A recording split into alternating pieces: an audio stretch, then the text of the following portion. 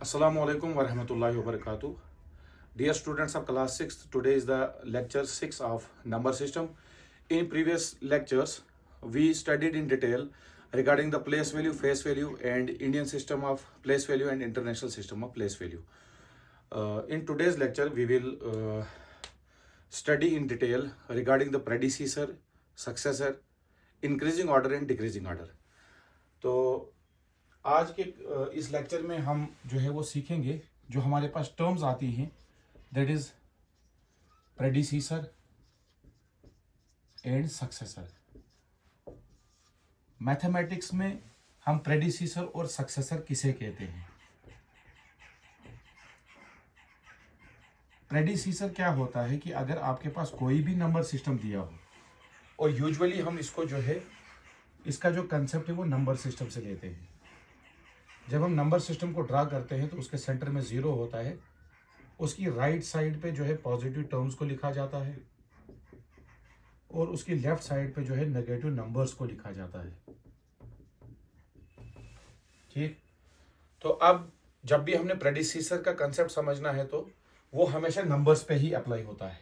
जैसे कि अगर आपके पास एक नंबर दिया है, गिवन नंबर दिया है 2, और आपको क्वेश्चन में कहा गया है what is the predecessor of 2, तो प्रेडिसीसर ऑफ 2 जो है, जब भी आपके पास टर्म प्रेडिसीसर आएगा तो कोई भी नंबर हो, अगर हम उस नंबर को प्रेजेंट करते हैं n के साथ, तो हमेशा उसके साथ -1 आता है.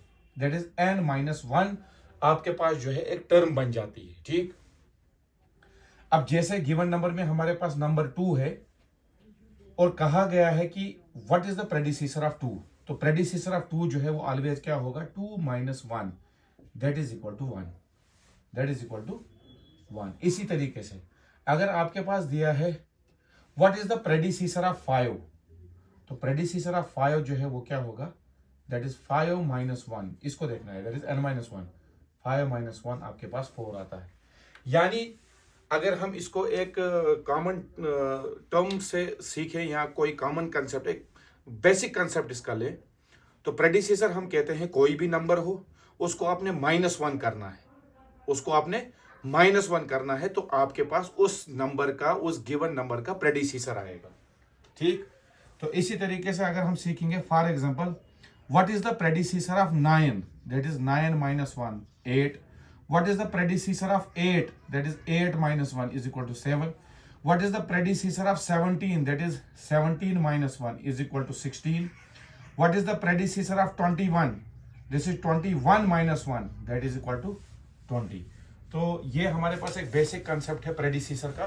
तो प्रेडिसीसर जब भी आपके पास क्वेश्चन में आएगा तो आपने क्या करना है कि कोई भी नंबर हो तो हम उसको एक कॉमन टर्म से जो है वो आइडेंटिफाई करते हैं, दैट इज n-1. कोई भी नंबर हो उसको -1 करना है और आपके पास प्रेडिसीसर का वैल्यू जो है वो निकल आएगा.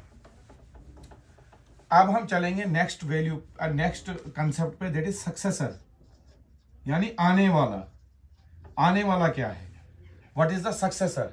अगर मैं कहूंगा what is the successor of 6, successor of 6 क्या होगा, वो होगा always 6 + 1 that is equal to 7. यानी कोई भी टर्म आपके पास अगर हो, से इट इज n, अगर आपके पास कोई भी नंबर, हम उसको डिनोट करते हैं n से, तो सक्सेसर में कंसेप्ट क्या आएगा आपके पास, दैट इज n + 1.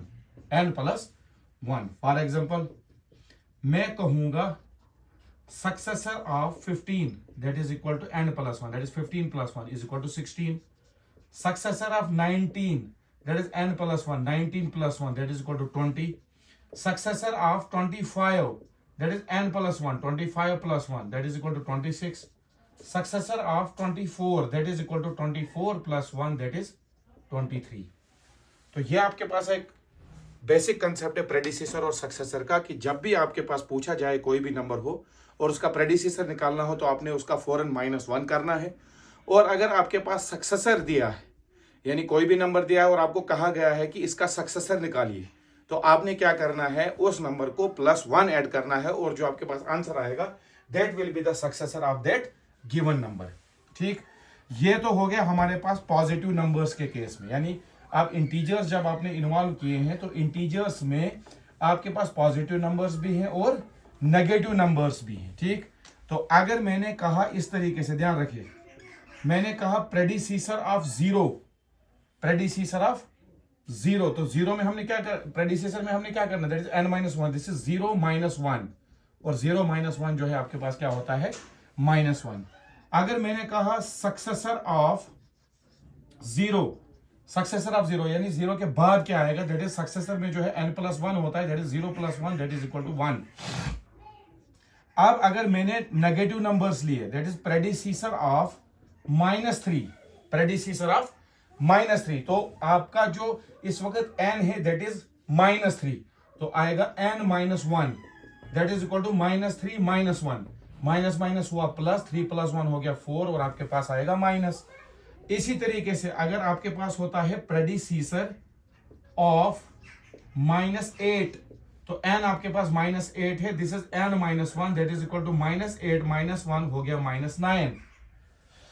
इसी तरीके से अगर सक्सेसर्स में आपके पास जो है वो नेगेटिव नंबर्स दिए जाते हैं, दैट इज सक्सेसर ऑफ -5, तो क्या होगा, -5 + 1, माइनस प्लस हो गया -5 - 1 हो गया 4, बड़े के साथ माइनस है तो -4 आएगा।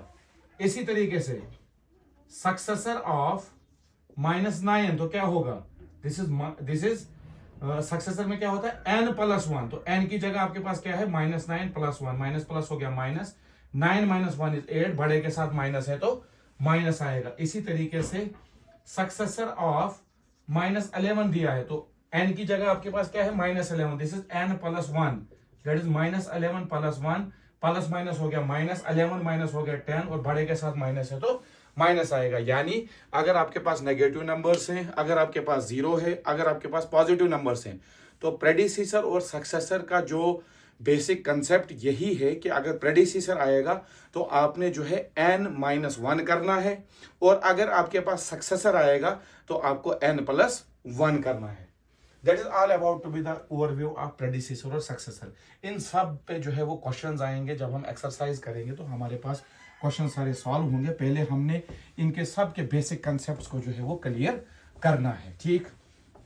आप देखिए, अब हमारे पास इसमें एक और इम्पॉर्टेंट कंसेप्ट आता है जिसमें हमेशा मैक्सिमम ऑफ स्टूडेंट्स को जो है वो एक कंफ्यूजन रहता है, दैट इज इंक्रीजिंग ऑर्डर,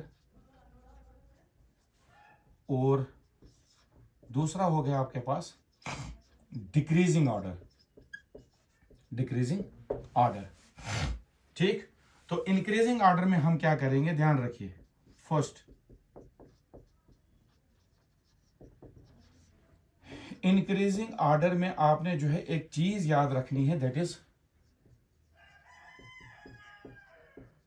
छोटे से बड़ा, छोटे से बड़ा। इंक्रीजिंग ऑर्डर टर्म जब भी आपके पास आएगा तो आपने जो है अपने जहन में ये चीज बिठा के रखनी है, दैट इज छोटे से बड़ा। तो छोटे से बड़ा कैसे, देखिए, अगर आपके पास नंबर है 1 3 5 7, और मैं कहता हूं आपको कि इसको आपने इंक्रीजिंग ऑर्डर में लिखना है, इंक्रीजिंग ऑर्डर में लिखना है, तो ध्यान रखिए, छोटे से बड़ा, तो इन सब में छोटा कौन सा है, दैट इज 1, उसके बाद जो है आपका 3, उसके बाद आपके पास आएगा 5, और उसके बाद आपके पास आएगा 7, ठीक। तो अब इसमें जो हमने जो सिंबल लगाना है तो वो किस तरीके से लगाना है, देखिए, 1 जो है वो छोटा है, 1 is less than 3, 1 is less than, और लेस देन के लिए हम यूज करते हैं इस वाले सिंबल को, 1 is less than 3, 3 is less than 5, and 5 is less than 7। तो छोटे से बड़ा जब हम लिखते हैं और लास्ट पे जब हमारे पास सबसे बड़ी वैल्यू आती है तो इसको हम कहते हैं, इस ऑर्डर को हम कहते हैं इंक्रीजिंग ऑर्डर। क्या कहते हैं, इंक्रीजिंग ऑर्डर, यानी छोटे से बड़ा। हमारे पास कोई भी टर्म्स हों, जैसे अगर हमारे पास है 13, 18, 19, 25, 27, 29, इस तरीके से हमारे पास जो है वो नंबर्स जो है वो दिए गए हैं, और आपको कहा गया है इंक्रीजिंग ऑर्डर में लिखना है। तो जब भी इंक्रीजिंग ऑर्डर आएगा तो छोटे से बड़ा होगा। तो सबसे छोटा इसमें कौन सा है, दिस इज 13, उसके बाद है 18, then is 19, then is 25, then is 27, and then is 29, ठीक। और इसमें जो सिंबल है वो किस तरीके से यूज होगा, 13 इज लेस देन 18, 13 इज, अगर इन दोनों को कंपेयर किया जाए 13 जो है वो छोटा है 18 से, और आपके पास जो सिंबल है वो यूज होगा less than. 18 is less than 19, 19 is less than 25, 25 is less than 27, and 27 is less than 29। तो इंक्रीजिंग ऑर्डर में जो है वो लिखा जाता है छोटे से बड़ा।